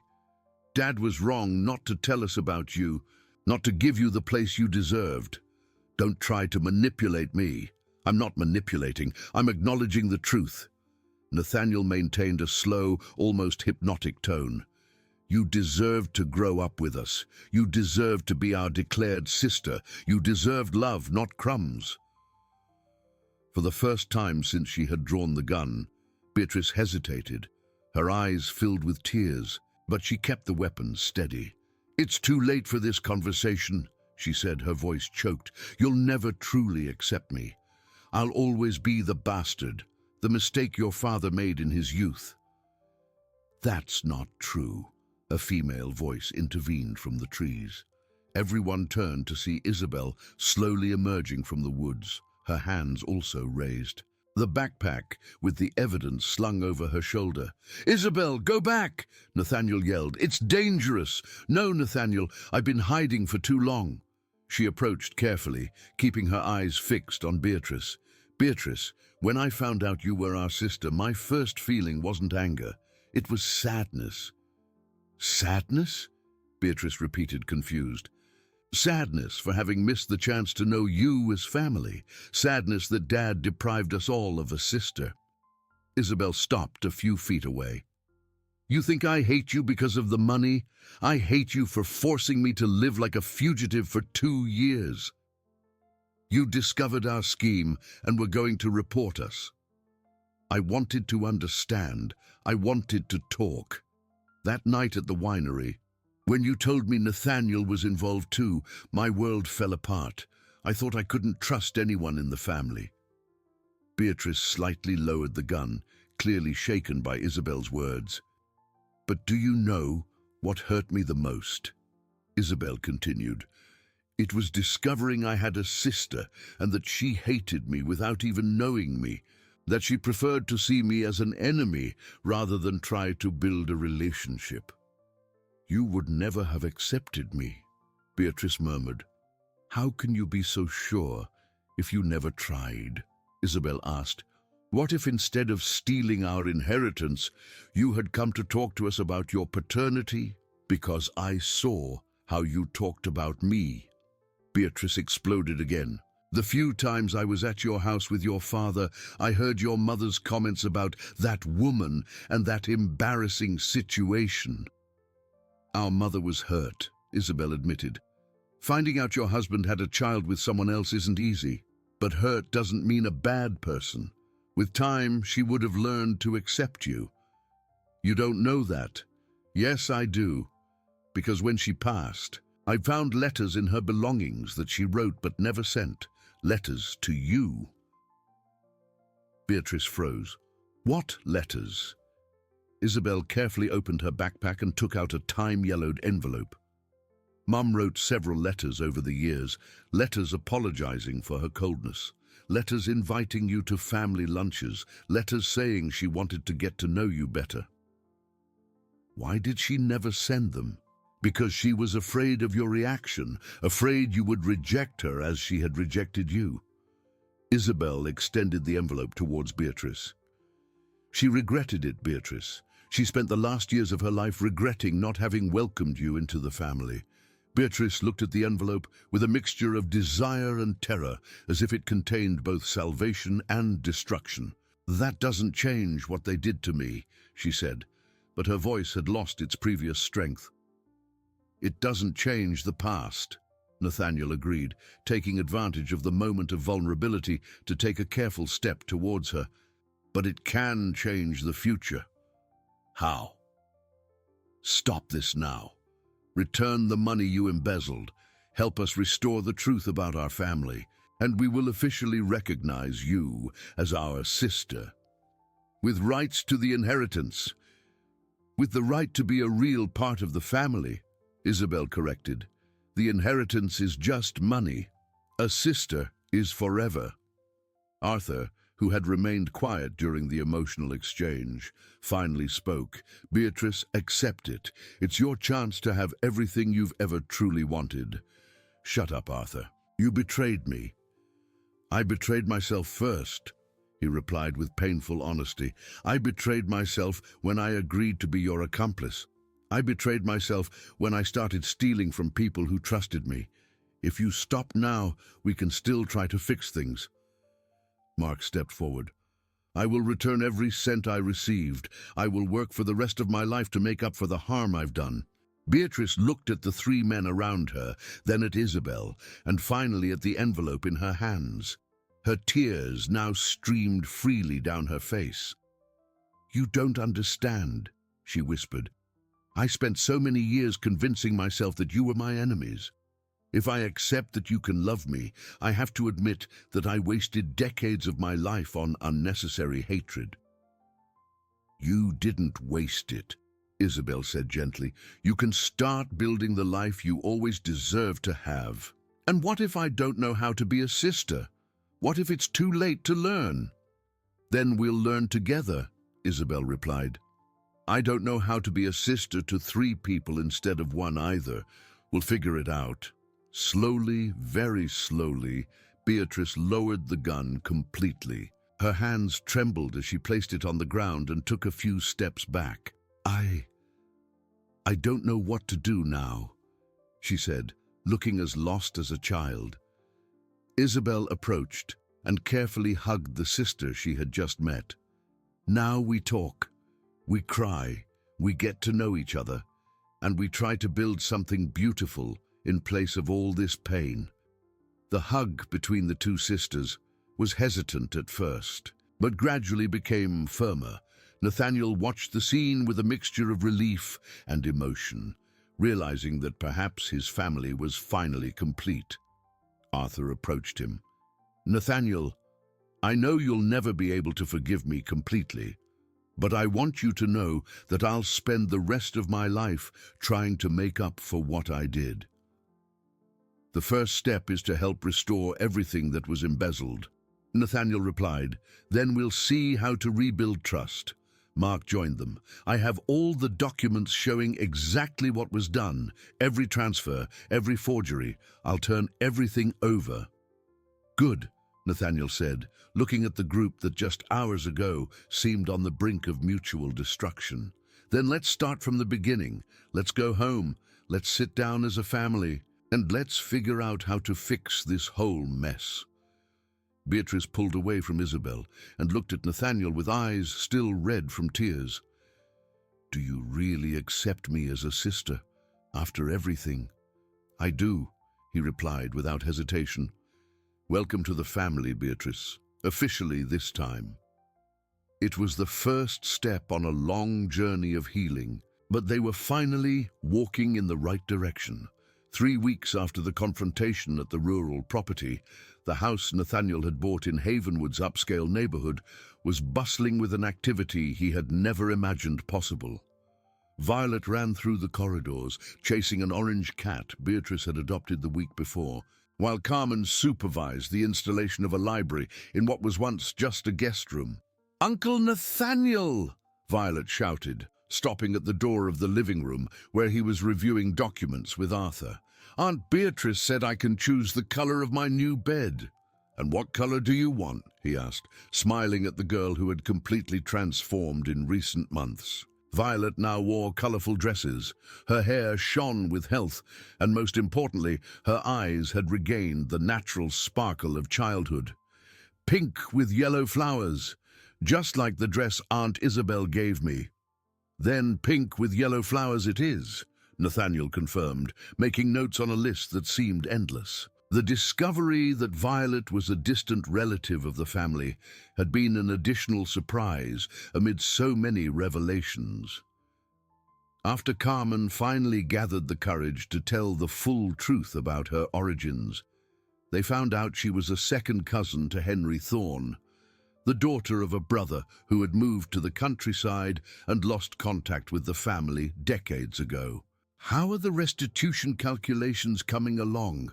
Nathaniel asked Arthur, who was working with 3 different calculators and a pile of chronologically organized documents. "Complex," Arthur admitted, running a hand through his gray hair. "Between interest, monetary correction, and the investments made with the embezzled money, we're talking about nearly $2 million that need to be returned to the family. And do the 3 of you have a way to return it all?" "Beatrice sold her apartment and will use the sale money. Mark is selling his car and took out a loan. Arthur hesitated, clearly embarrassed. "I'm going to mortgage my house." Nathaniel looked at the man who had been his family's accountant for 15 years. Arthur had aged visibly in recent weeks, carrying the weight of guilt and regret like a backpack of stones. But there was something different in his eyes now, a peace that wasn't there before. "Arthur, can I ask you something personal?" "Of course." "How's your marriage? Did your wife really forgive you?" Arthur smiled for the first time in weeks. "Marcia said she'd rather have an honest, bankrupt husband than a rich, dishonest one. We're talking more than we have in the last 10 years. It's strange, but I feel closer to her now than when I had hidden money." "And work? Have you found other clients?" "A few. My reputation is tarnished, of course. But some people believe I deserve a second chance." Arthur paused, organizing the papers on the table. "Nathaniel, can I ask you something too?" "You can. Why didn't you report me to the police? It would have been so easy." Nathaniel thought about the question, looking out the window where he saw Isabel and Beatrice talking in the garden, sitting on a bench under a flowering tree. "Because I realized you were also a victim, in your own way. Beatrice manipulated you, blackmailed you, put you in an impossible situation." He turned to face Arthur. "That doesn't justify your choices, but it explains why you made them." And what if I do something wrong again? You won't, Nathaniel said with conviction. A man who is willing to lose his house to fix his mistakes won't repeat the same mistakes. Just then, Beatrice entered the room carrying a tray with coffee and homemade cookies. In recent weeks, she had moved into the guest room of Nathaniel's house, claiming she needed time to learn to be family before looking for her own place. "How are the numbers?" she asked, serving coffee to the two men. "Tight, but manageable," Arthur replied. "If we can pay back in installments over 2 years, we can all manage it." "And what about the legal recognition of paternity?" Nathaniel asked Beatrice. "The lawyer said that with the documents we found in the safe, it will be a simple process. Your father documented everything perfectly: birth, financial recognition, even baby pictures of me I didn't know he had." Beatrice smiled sadly. "I think he always wanted to officially include me in the family, but didn't know how." "And you? How are you feeling about all this?" Beatrice sat in an armchair, holding the coffee cup as if it were an anchor. "Scared," she admitted. "I spent 43 years defining myself as someone rejected, someone who had to fight the world alone. Now I don't really know who I am." "You're our sister," a voice from the door said. Isabel entered the room, her cheeks rosy from the time she had spent in the garden. She had gained a few pounds since she stopped living as a fugitive and had started painting her nails again. Small details that showed how she was reconnecting with a normal life. "How was your talk in the garden?" Nathaniel asked. "Productive," Isabel replied, sitting on the arm of the chair where Beatrice was. "We were planning a trip to meet our maternal grandmother." "Beatrice's mother is still alive?" Arthur asked, surprised. "Alive and very lucid at 82, Beatrice confirmed. "She lives in a simple house in Virginia. She always told me I had family here in Havenwood, but I never wanted to listen." "And now you want to meet her?" Nathaniel asked Isabel. "We both do. Beatrice wants to officially introduce her nieces to her grandmother, and I want to meet the woman who raised our sister." It was surreal for Nathaniel to hear Isabel refer to Beatrice as "our sister" so naturally. The two had spent hours talking in recent days, sharing memories, filling in gaps, building bridges where there were once only chasms. "And what about the rural property?" he asked. "Have you made a decision?" "We've decided not to sell," Isabel replied. "We're going to restore the house and turn it into a family gathering place. Weekends, holidays, birthdays." Did Beatrice agree to that? "It was her idea," Isabel smiled. "She said she wants to have happy memories in that place to replace the memory of that night at the winery." Arthur finished his calculations and closed his calculators. "Well, the numbers are ready. If everyone agrees to the repayment schedule, I can start making the transfers next week." "Before that," Beatrice said, getting up and walking to a dresser where she kept some belongings, "I want to return something I took from the safe before you arrived." She took a small, dark blue velvet case from the drawer and handed it to Nathaniel. "Open it," she said. Inside the case was a delicate gold necklace with 3 small pendants, each engraved with the initial of one of Henry Thorne's children, N, I, and B. "Dad had it made to give to you two for Christmas," Beatrice explained, her voice choked. "I found it in the safe along with a card that said, 'For my 3 dear daughters.' I took it thinking it was the only chance I'd have to own something he had made thinking of me." Isabel gently took the necklace, watching the small pendants sparkle in the afternoon sunlight. "Did he know you existed when he died?" Nathaniel asked. "He did, and from the card, it seems he was planning to officially reunite us." Beatrice sat down again, discreetly wiping away a tear. "Maybe if he had lived a few more months." "We can't change the past," Isabel said gently, "but we can honor his intention now." She got up and walked over to Beatrice. "Want to help me put it on?" Beatrice nodded, her trembling fingers fastening the necklace around her sister's neck. It was a simple moment, but laden with symbolism. Three siblings finally united by the love their father had always wished for them. "And now?" Arthur asked, watching the emotional scene. "Now we live," Nathaniel replied. "We live as a family. We make mistakes together. We get things right together. And we try to be worthy of the forgiveness we've given each other." Violet appeared running at the door again, this time holding a colorful drawing. "Look what I made!" she announced proudly. The drawing showed a large house surrounded by flower gardens, with 6 figures holding hands in front: Nathaniel, Isabel, Beatrice, Violet, Carmen, and, in a new addition, Arthur, who appeared slightly separate from the group, but clearly included in the illustrated family. "Why did you draw Uncle Arthur too?" Isabel asked curiously.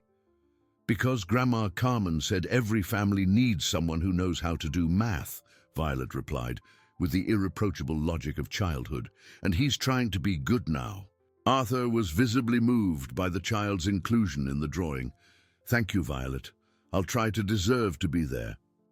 That afternoon, as the sun began to set over Havenwood, Nathaniel watched his house filled with voices, laughter, and life. 2 years ago, he was a lonely entrepreneur, tormented by the guilt of losing his sister. Now he was part of a complex, imperfect, but genuinely united family bound by love and the second chance they had given each other. The healing journey was just beginning, but for the first time in a long time, he believed the future would be better than the past. 6 months later, on a sunny September morning, the Thorne family's rural property was unrecognizable. What was once an abandoned house overgrown with weeds had transformed into a welcoming home, with flower gardens, freshly painted walls, and the constant sound of familiar voices echoing through the restored rooms. Nathaniel watched from the porch as Violet, now 5, ran across the lawn chasing butterflies, her crystal-clear laughter mingling with the sound of the wind in the trees. Carmen, settled comfortably in a rocking chair he had bought especially for her, knitted a small sweater while supervising her granddaughter's play. "Hard to believe that a year ago this girl was living on the streets, isn't it?" Isabel said, joining him on the porch with 2 cups of coffee. "Hard to believe a lot of things that have happened this year," Nathaniel replied, accepting the coffee and watching Beatrice arrive from town, driving the new car she had bought with her own savings, money honestly earned in her new job as a financial consultant for small businesses. Beatrice had proven to be an exceptional businesswoman when she channeled her intelligence and determination towards constructive purposes. In a few months, she had built a solid clientele by helping local entrepreneurs organize their finances, using the experience gained from years of managing her own limited savings. "How was the meeting at City Hall?" Nathaniel asked as Beatrice came up the porch steps. "Productive," she replied, smiling in a way he had never seen before, a genuine smile, free from the bitterness she had carried for decades. The community daycare project was approved. Construction starts next month. The daycare had been Violet's idea, who in a family conversation had asked why other children still had to sleep on the street when there were rich people who could help.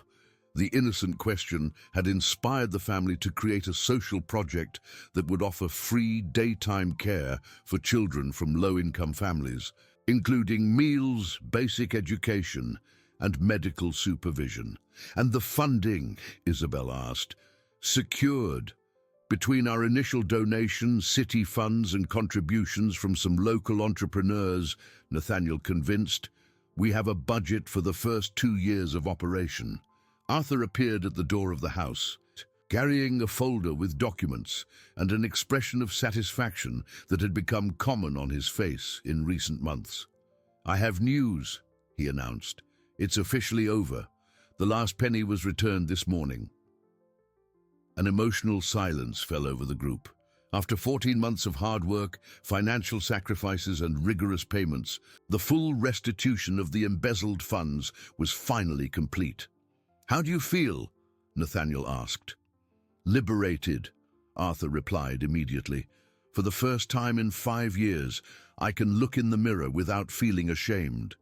"I feel responsible," Beatrice said thoughtfully. "For all those years, I blamed everyone for my problems. Now I understand that the only person responsible for my choices is me." "And what comes next?" Isabel asked. "Next, we build something new," Nathaniel replied. "Something that honors Dad's memory, but that is also ours." Mark appeared from the garden, coming from the direction of the old office that now served as the administrative center for the daycare project. In recent months, he had become the project's volunteer manager, dedicating his free time to ensuring everything ran smoothly. "The meeting with the beneficiary families is scheduled for next Saturday," he informed, joining the group on the porch. "We already have 15 children enrolled for the first class." "And how's your new life?" Beatrice asked Mark. "Simple but honest," he replied. "My salary as a junior accountant is a third of what I used to make, but I sleep well every night. It's worth the trade." Violet ran up to the porch, breathless from running, but radiant with happiness. "Uncle Nathaniel, when are we going to visit Great-Grandma Maria?" Great-Grandma Maria was how Violet referred to Beatrice's mother, who had become a constant presence in the family's life after the reconciliation. The 82-year-old lady had received her new granddaughters with tears of joy, constantly repeating that she had prayed her whole life to see Beatrice happy and loved. "Next weekend," Nathaniel promised, "and she said she's going to teach you how to make those cheese puffs you like so much." "Yay!" Violet shouted, running back to her games in the garden. "You know what impresses me most about her?" Isabel commented, watching the girl. "How she managed to overcome everything she lived through and still maintain that natural joy." "Children are more resilient than we imagine," said Carmen, who had approached to join the conversation, "but only when they find people who truly love them." Beatrice turned to Carmen. "Can I ask you a question I've always wanted to ask?" "Of course, dear." "Why did you never seek help from the family before? Why did you let the situation get to the point where you were living on the streets?" Carmen sighed, organizing her thoughts. "Pride, mostly, and shame. When my husband left and I lost my job, I thought I could solve everything on my own. When I realized I couldn't, I was already too proud to ask for help. And what about knowing we were relatives?" "Oh, I always knew that. My grandfather was your great-grandfather's brother, but I thought a successful family like yours wouldn't want to be associated with someone in my situation." "What fools we all were," Nathaniel murmured. "We wasted so much time on pride and misunderstandings that we almost lost each other forever." "But we didn't," Isabel reminded him. "And maybe we needed to go through all of this to learn to value what we have now." The afternoon sun was beginning to set when an unexpected discovery changed everything once again. Violet, playing near the old winery that now served as a storage shed for construction materials, found something hidden among the debris of one of the broken barrels. "Uncle Nathaniel!" she shouted, running with an object in her hands. "I found a hidden little box." The rusty metal box was wrapped in plastic and contained documents that made everyone fall silent. They were birth certificates, old contracts, and a letter signed by Henry Thorne, dated just 1 week before his passing. "To my children," Nathaniel read aloud, "if you are reading this letter, it means you have managed to overcome the difficulties I left behind and have found each other as a family. The rural property was not just our home. It is where our ancestors kept the family's savings for 3 generations.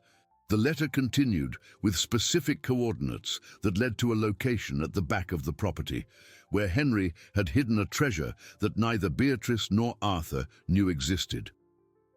"He hid money in the ground?" Beatrice asked, incredulous. "Not money," Nathaniel continued reading.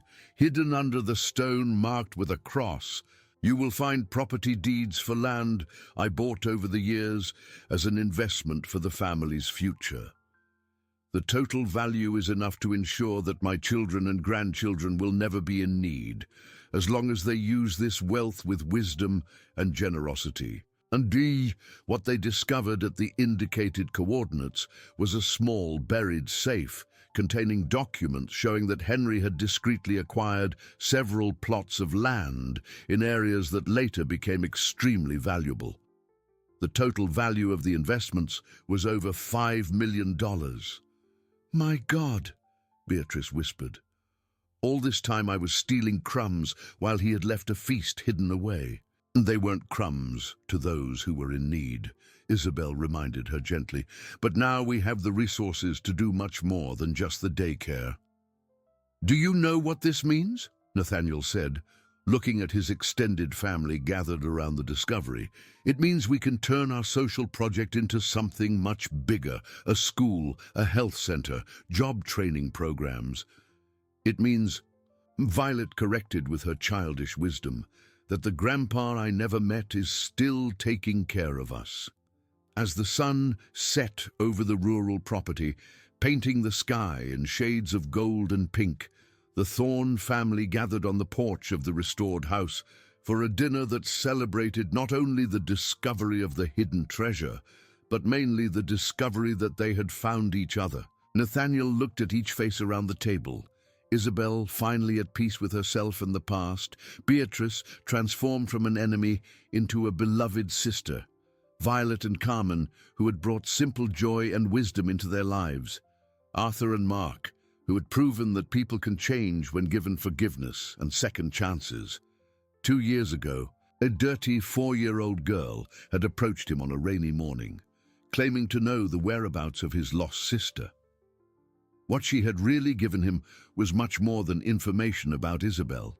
She had given him a complete family, a second chance to love and be loved, and the discovery that even the most unlikely angels can appear in our lives disguised as children in need. When Violet fell asleep that night, clutching the drawing of her big, happy family, Nathaniel understood that all the pain, all the suffering, and all the separation of the past years had been necessary for them to reach this perfect moment of family completeness.